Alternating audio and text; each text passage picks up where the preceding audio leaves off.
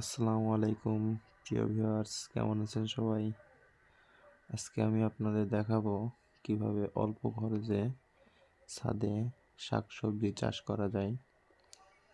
আমরা প্রথমে মাটিগুলো একটা বাজার করা ব্যাগে ভরে নেব সুন্দর করে।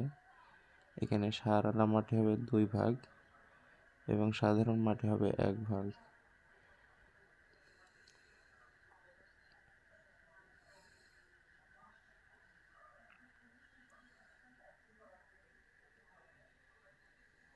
আমরা আস্তে আস্তে মাটি সব ভরে নেব।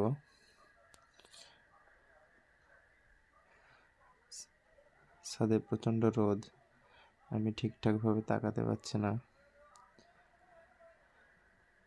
মাটিগুলো সুন্দর করে চারিপাশে সমানভাবে দিয়ে দেব। উপরে 2 ইঞ্চি খালি রাখবো যাতে পানি দিলে বাইরে বের না হয়।